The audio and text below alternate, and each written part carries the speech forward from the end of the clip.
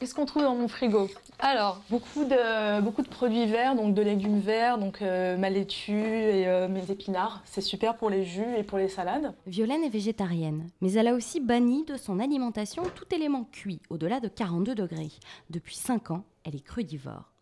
À cette alimentation sans cuisson et sans viande, Violaine ajoute ses poudres d'origine végétale, appelées super-aliments, en raison de leur richesse nutritionnelle. Chacun des super-aliments a une propriété. Par exemple, je sais pas, la digestion, ça peut aider la digestion, ça peut apporter de la B12 comme la spiruline, la clamate, enfin les algues en général. De toute façon, c'est assez riche en protéines. Avant d'être mangées tout cru, certaines graines doivent germer. C'est tellement facile de faire germer ces graines quand on a le temps. Il suffit juste de les rincer plusieurs fois. En 3 jours, on peut avoir des pousses d'alfalfa ou de cresson ou de radis. Cuisiner cru, c'est un mode de vie importé des États-Unis. Là-bas, on appelle ça la raw food. Ici, à Paris, de plus en plus de restaurants la proposent à leur carte. Et la raw food est une cuisine qui ne s'improvise pas. La cuisine crue, malgré les apparences, c'est une cuisine qui s'élabore en fait.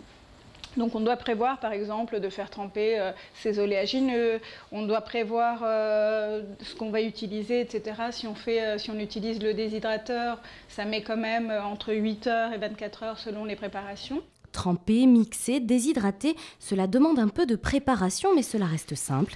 Exemple, ce pesto 100% cru à l'avocat et à la chlorelle, une algue riche en protéines.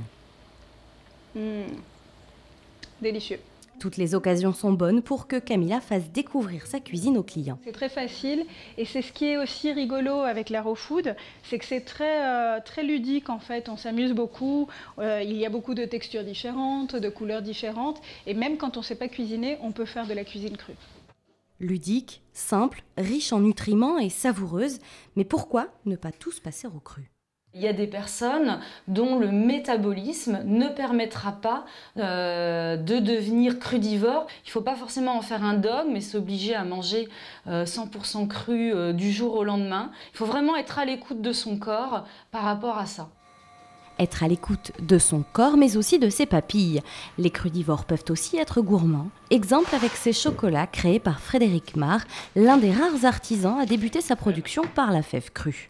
Ces fèves de cacao cru, on peut les manger parce qu'elles ont vraiment, depuis la récolte, été conçues pour être mangées à cru.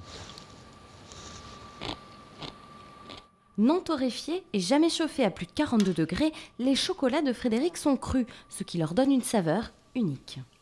On est vraiment sur des saveurs vraiment très proches du produit original. C'est-à-dire qu'on a des saveurs plus franches, plus subtiles, plus végétales surtout, que le chocolat traditionnel qui est en fait très très cuit et donc qui a des notes, ce qu'on appelle des carbonates, donc des notes qui sont issues de la torréfaction, de la cuisson. Sur le chocolat cru, on va avoir des notes beaucoup plus pures et végétales. Alors, cru ou cuit, à vous de choisir, mais attention tout de même à respecter les bases d'une alimentation saine et équilibrée.